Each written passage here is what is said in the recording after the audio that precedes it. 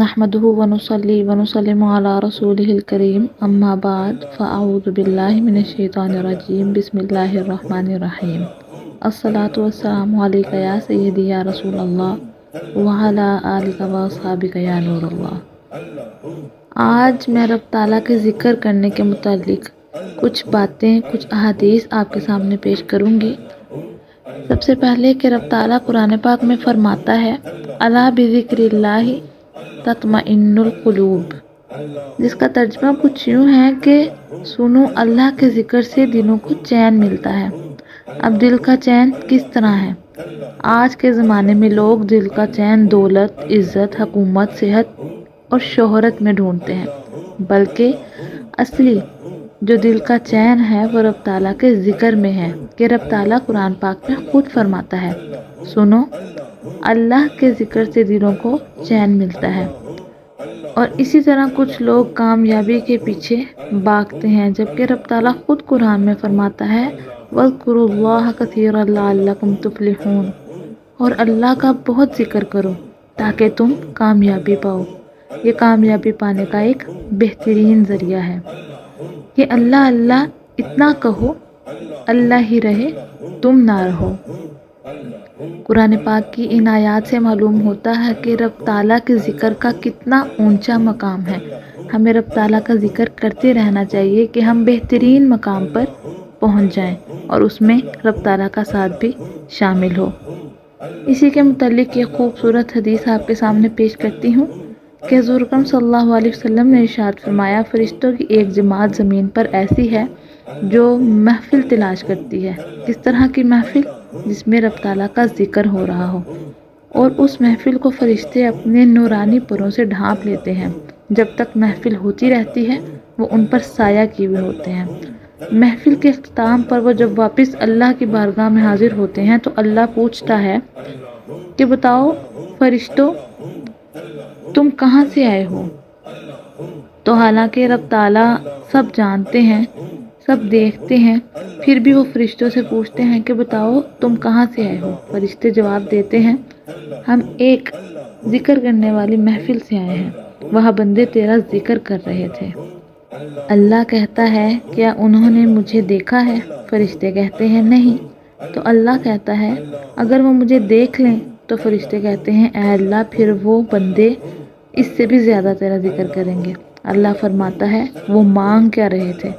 فرشتے کہتے ہیں یا اللہ وہ تیری جنت کے طالب ہیں، جنت طلب کر رہے تھے۔ اللہ فرماتا ہے کہ فرشتوں گواہ رہنا میں نے انہیں جنت دے دی۔ پھر فرشتے کہتے ہیں کہ اللہ وہ جہنم سے آزادی بھی مانگ رہے تھے۔ اللہ فرماتا ہے کہ جاؤ میں نے ان کو جہنم سے بھی آزاد کر دیا۔ پھر فرشتے کہتے ہیں یا اللہ وہاں سے ایک شخص گزر رہا تھا، وہ تیرا ذکر سننے کے لیے کھڑا ہو گیا۔ اللہ فرماتا ہے میں نے سب کو بخش دیا اور وہ بھی شخص جو ہے بخشش سے محروم نہ رہا۔ یہ ایک خوبصورت حدیث میں اللہ تعالیٰ کے ذکر کرنے والوں کے لیے کتنے بڑے انعام کا یہاں پر رب تعالیٰ نے فرمایا ہے کہ ان کا ذکر کرنا اور ان کے ذکر کرنے کے بعد اس کے بعد جو ہماری طلب ہے رب تعالیٰ سے مانگنے کی، اس میں ہم نے جو مانگا اسے رب تعالیٰ فرشتوں کی گواہی کے ساتھ قبول فرما لیتا ہے۔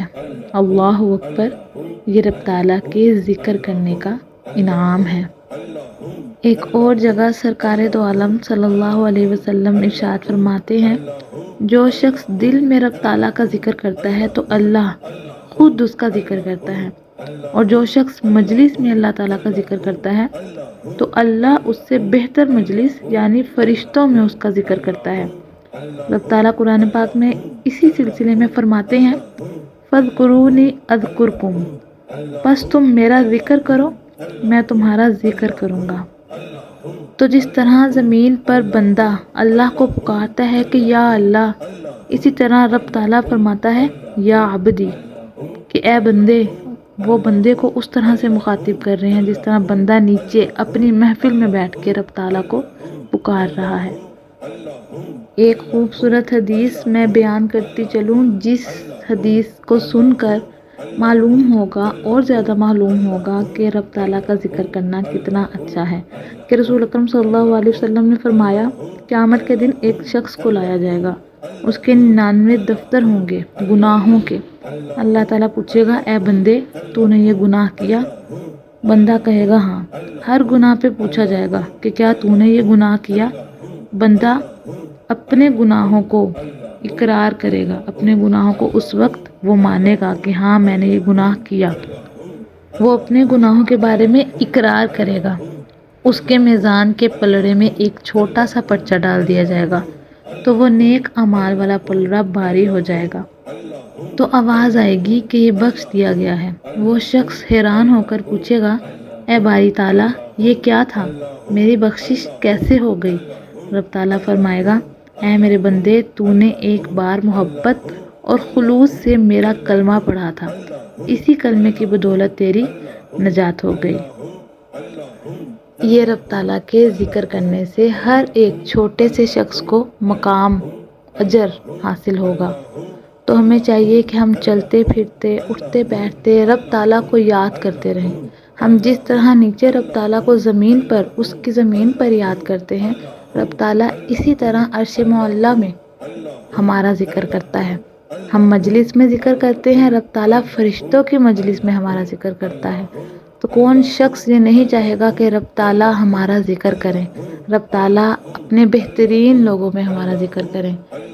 تو کوشش کیجئے کہ چھوٹی چھوٹی جگہوں پر چھوٹے چھوٹے کام کرتے وقت رب تعالیٰ کے ذکر کو ساتھ رکھیں، تاکہ ہمیں رب تعالیٰ نے جو انعامات اپنے ذکر کرنے والے بندوں کو دینے ہیں یا وہ دیتے ہیں ان میں ہمارا بھی شمار ہو جائے۔